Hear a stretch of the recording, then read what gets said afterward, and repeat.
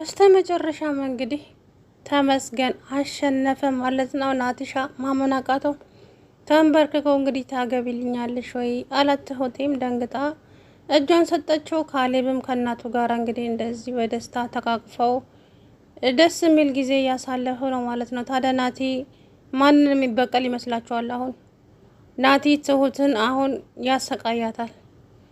በጣም ነው የሚያሰቃያት ማለት ነው። ተመስገን እንግዲህ አላውቅም። ተመስገንም ደግሞ ሞያ በልብ ነው። ወንድ ልጅ ያደርጋል እንጂ አያወራም። ፈሪ ሰው ነው ከኋላ መጥቶ የሚማታው እንጂ ጀግናማ ከፊት ነው የሚጋጥመው። ስለዚህ ልጅ ናቲ፣ ለማንኛውም ቀስ ብለህ ብታድግ ይሻለ ነበር፣ ግን እምቢ ብለሃል። ጠብቀኝ፣ ምላሽ የከፋ ነው የሚሆነው። ቆይ ምን ላድርግልህ? ስንት ገንዘብ ልስጥህና ከህይወቴ ውስጥ ትወጣለህ? ከት ብሎ ሳቅና ተመስገን ምን አለህና ምን ትሰጠኛለህ? ለራስህም የለህ። ለማንኛውም ያንተ እኔን መውጋት ትሁቴን ወደ እኔ ያቅርቧታል። ለዛ ደግሞ በጣም አመሰግናለሁ አለው። አንተ ሰውዬ፣ ትሁቴን ሰውዬ ለምንድን ነው ከዚህ ቤት የማታስወጩ? ከዚህ ቤት አስወጩ እንዴ! ቤቱ የኔ እኮ አይደለም። የት ነው የማስወጣው? ምን አገባኝና ነው? አባዬ እኮ ነው እዚህ ቤት ያመጣው። አሀ አንቺን ፈልገሽ ነው ማለት ነው። ናቲ አነጋገርህን አስተካከል። እንደመጣልህ ዝም ብለህ አታውራ። ትሰማኛለህ? ሁሉም ነገር ሲቀር ይቀራል፣ ግን ደግሞ ክብር የሚባል ነገር አለ። ዝም ብለህ አፍን እንዳመጣው ላይ ምንም ነገር እንድትናገር አልፈቅድልህም ማለቱ። ትሁት በቃል ናቲ፣ ብዙ ጊዜ በዝምታና በትዕግስት ለማለፍ እሞክራለሁ፣ ግን አሁን በዛ፣ በጣም ነው የበዛው። ከዛ በኋላ እንግዲህ ተመስገን ተአባታችሁ ተጣላችሁ አይደለ? ገና ምንቅርቅራችሁ ይወጣል። አቶ ናቲ ገና ከትሁት ህይወት ውልቅ ብለህ ትወጣለህ። እምቢ ካልክ ግን እኔ ተመስገን ማን እንደሆንኩ ትሁት ያልነገረችህም መሰለኝ እሰራልሃለሁ። ከዛ በኋላ ትሁት ነይ ክሬሙን ቀብኝ አላት። አይ እኔ ቀባሃለሁ። ትሁትን ነው የምፈልገው ወይስ እንደዚህ የሆንኩበትን ምክንያት ለትሁት ልንገራት? አይ በቃ አለ። ምክንያቱም ትሁት ለትሁት ከነገረ ተመስገንን እንደዚህ ያደረገ እኔንም ነገ እንዲህ ያደርገኛል ስለምትል ልትርቀው ሆነ። ስለዚህ ከዚህ በኋላ ምንም ነገር አልፈልግም። አዎ ተመስገን፣ ታዲያ አሁን እንደው ምን ማድረግ ነው የሚሻለኝ? ቆይ እንዴ ሁሉም ነገር እኮ እንዳሰብኩት እየሆነልኝ አይደለም። አሁን ትሁቴን እንደምንም ብዬ በእጄ ማስገባት አለብኝ። ትሁቴን የኔ ብቻ ነው ማድረግ ያለብኝ እያለ እንግዲህ ፉከራውን ቀጠለ ማለት ነው። ከዛ በኋላም ትሁት እንግዲህ አሰበች፣ አወጣች፣ አወረደች። ከዛ በኋላ ትሁት አንቺ ሕፃን ልጅ አይደለሽም። ማድረግ ያለብሽና ማድረግ የሌለብሽን ነገሮች በጣም ጠንቅቀሽ ታውቂያለሽ። ስለዚህ እራስሽ ወስኚ የምታደርጊውን። በሰው ጭንቅላት አታስቢ። የሰውን ነገር ከሰማሽ ብዙ ነገሮችን ታጫለሽ። ስለዚህ በራስሽ ወስነሽ ማድረግ ያለብሽን ነገር ታደርጊያለሽ አላት። አባዬ አመሰግናለሁ። እውነት ነው እኔ ተመስገን ብዙ ነገር አድርሶብኛል፣ ብዙ ነገርም አድርጎኛል። ደግሞ ግን የልጄ አባት ነው እና አይ አባዬ ማለት አብሬው እኖራለሁ ማለት አይደለም። አይ ይሄን ያክል እንትን ካልሽ ሁሉም ነገር ይስተካከላል ትሁት። ከዛ በኋላ እንግዲህ ትሁት እሺ አባዬ ታስብበታለሁ፣ ለማንኛውም አሁን ግን ጊዜው አይደለም አትበይ ትሁቴ። ስለዚህ አሁን ማድረግ ያለብሽን ነገር ሁሉ አስበሽ አድርጊ፣ ከዛ በኋላ ነገሮች ይስተካከላሉ አላት። እሷም ታዲያ እሻለች። ተመስገን ናቲ ታዲያ እያዙኝ ልቀቁኝ አለ። ናቲ እንዴት እንደሚሆን አይታችሁት ከሆነ ማለት ነው። በጣም እኔ እንጃ አነጋገሩ ሁሉ ልክ እንደ እናቱ ነውና ከዛ በኋላ እንግዲህ ናቲ በጣም ተናደደ። በጣም ነው የተናደደው። ትሁት ናቲ እንደዚሁ ከቀጠልክ እኔ በጣም እያስፈራኸኝ ነው። እውነቴን ነው የምልህ። በጣም እኮ ነው የምታስፈራው። ለምንድን ነው የማስፈራው? ትሁት ሰው አይደለሁም እንዴ? ሰውማ ሰው ነህ። እያደረግከው ያለው ነገር ግን በጣም ነው የሚያስፈራው። ጸባይ፣ ሁሉም ነገር በጣም ነው የሚያስጠላው። ስለዚህ በዚህ ጉዳይ ደግሞ አብረን የምንቀጥል አይመስለኝም እና ትሁት እናማ በቃ እውነታው ይሄ ነው። እኔ በዚህ ሁኔታ አብረን መቀጠል አንችልም። ከዛ በኋላ እሺ እና ምን ይሁን ናቲ፣ ለማንኛውም ስለ ሁሉም ነገር አስብበታለሁ። እኔን ግን ተወኝ፣ በቃ ተወኝ። ከዛ በኋላ ትሁት ይኸውልሽ እኔ እወድሻለሁ፣ ግን ደግሞ ለእናቴ ያለሽን ክብር ሳይ በጣም እናደዳለሁ። እውነት ትናደዳለህ ናቲ? እኔ ክብር የለኝም እንዴ? እኔም እኮ ከምንም እና ከማንም በላይ ክብር ይበልጥብኛል።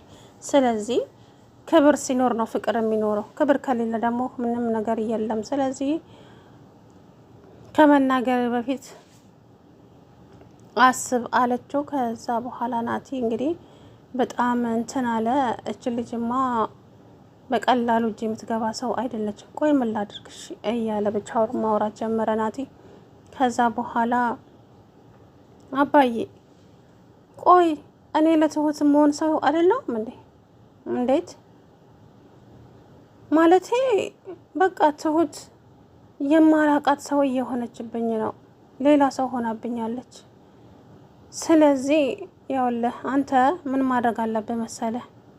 በመጀመሪያ ደረጃ ተግባቡ። ሳትግባቡ መጋባት አትችሉም። ተግባቡ። ከዛ በኋላ ነገሮች እንደሆነ ይሆናሉ። አረ አባዬ እሷ እኮ ጭራሽ ማላቅ አንተ ነህ የማታቃት የማናቀ ሰው የሆንክብህ አይታወቀህም እንዴ ናቲ? የምሬን ነው። ሁሉ ነገር ተቀይሯል። አነጋገር፣ ችኩል፣ ንዴት፣ ብቻ ብዙ ነገር ሆነሃል። ስለዚህ ይሄንን እያየች ደግሞ ከአንተ ጋር ልትሆን አትችልም ልጅቷ። አስብ እንጂ ናቲ። ከዛ በኋላ ሁላችሁም ወደ ትሁት ናችሁ እንዴ? አባዬ አይ እንግዲህ እኔ የመሰለኝን ተናግሬያለሁ። እኔ ልጅ ከዚህ በለጠ ምንም ልልህ አልችልም አለውና አባዬ ተነስቶ ሄደ። ናቲ በጣም ተናደደ። በጣም ነው የተናደደው። ከዛ በኋላ ቆይ ሰዎች ግን እኔ ምን ባደርግ ነው እኔን እንትን የሚሉኝ?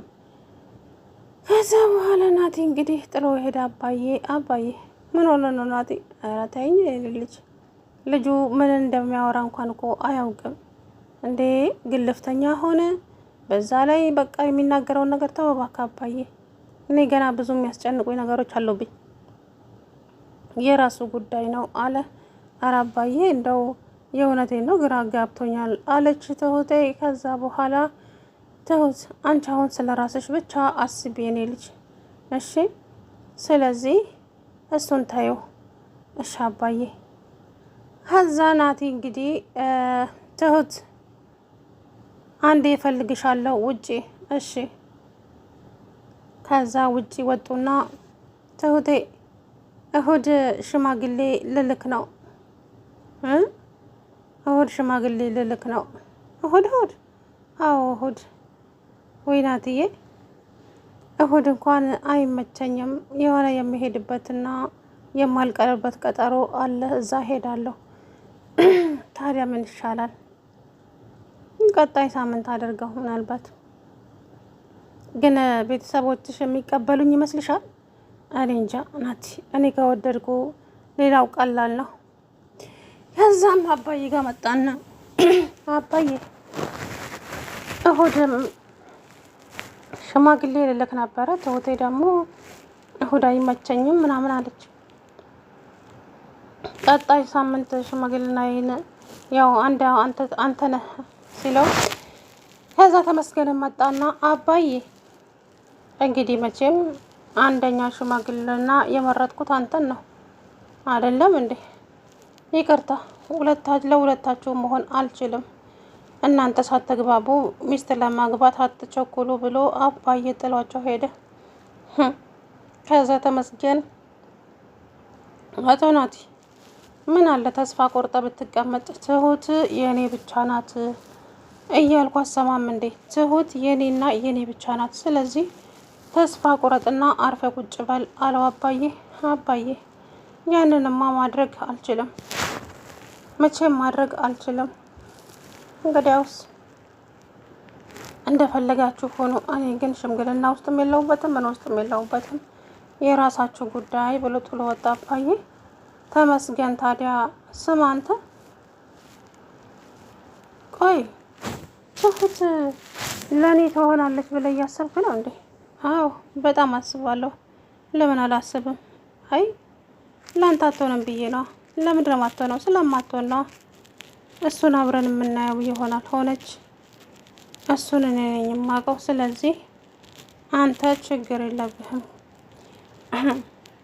ቆይ አንተ ትንሽ አታፍርም እንዴ? ከማይወድ ሰው ጋር በግድ የኔ ልሆን የኔ ላድርግ ማለት እውነት ይደብራል። ምን አገባ እንዴ? እኔ ከወደድኳት ይበቃል። በዛውም ደግሞ የልጄ እናት ናት። ገብቶሃል አይደለ? ስለዚህ ስለሷም ቢሆን ለተወተም ቢሆን ከልጇ አባት ጋር መኖር ነው የምትመርጠው። አንተ ደግሞ በግድ የኔ ካልሆነች ትላለህ እንዴ? ከዛ በኋላ ናቲ እንግዲህ በጣም ተናደደ። ይሄ ሰውዬ እንዴት አድርጌ ነው እሱን ማሸነፍ የምችለው? ጭራሽ እኮ ከህይወቴ ውስጥ አልወጣ አለ። በዚህ ያን አይንማ ትሁትን እንዴት ነው የራሴ የማደርጋት? የእውነት ግራ ገባኝ እያለ እንግዲህ ግራ ተጋባ ናቲ ማለት ነው። በስተመጨረሻም ታዲያ ተንበርክኮ ታገቢኛለሽ ወይ ትሁቴ አላት። ከዛ በኋላ እንግዲህ በጣም ደስ አላት። በጣም ተደሰተች። ምንም ቢሆን ከልጄ አባት ጋር ብጋባ ይሻለኛል፣ ሁሉም ነገር ይቅር፣ ናቲም ዞሮ ከእናቱ ጋር በኋላ ጣጣ ስለሚያመጣብኝ ቢቀርብኝ ይሻላል ብላ እንግዲህ እንትናለች ማለት ነው። ከዛ በኋላ አባዬ ተውጤ ምን ወሰንሽ? አባዬ ግራ ተገብቶኛል ምን እንደምወስን። አሁን ጭንቅላቴን ተቆጣጥረውታል ሁለት ሰዎች ግራ እያጋቡኝ ነው አባዬ አለችው። ከዛ በኋላ አይዞሽ የኔ ልጅ እነሱ ግራ ተጋብተው አንቺንም ግራ አጋብሽ አይደለ? እንደው ምን ይሻላቸዋል እነኚህ ልጆች? ቆይ ምን ብናደርጋቸው ነው የሚሻለው? ኧረ አላውቅም አባዬ ጭንቅላቴን ተቆጣጠሩ ስልህ ያ የኔ ነች ይላል፣ ይሄም የኔ ነች ይላል። እንደ ግራ አጋቡኝ እኮ። ከዛ በኋላ ተረጋጊ፣ አንቺ መጀመሪያ ራስሽን ሆኚ። አንቺ ራስሽን ከሆንሽ በኋላ ሁሉም ነገር ይስተካከላል። የኔ ልጅ አንቺ ወደ ራስሽ ለራስሽ ብቻ አስቢ ያላት አባዬ። እሺ አባዬ አመሰግናለሁ አለች ትሁቴ። ከዛ በኋላ እንግዲህ ተመስገን ተንበርክኮ ትሁቴ ታገቢኛለሽ ወይ ብሎ አረፍ አለ። ታዲያ ናቲ አፉን እጁ ላይ ጭኖ ደንግጦ ቀረ። ይሄ ነገር እውነት ነው እንዴ? እኔ እያለው እውነት እሱ ሊያገባት ነው እንዴ ሲል እንግዲህ ናቲሻ በቃ በጣም ደነገጠ ማለት ነው። ሰላም ውድና የተከበራችሁ የተስፋ ቻናል ቤተሰቦች እንዴት ናችሁ? አለሁ ደህና ነኝ። በስተመጨረሻም እንግዲህ ተመስገን ተንበርክኮ ትሁቴን ታገቢኛለሽ ወይ ብሎ አስደነገጣት። ናቲሻም እንግዲህ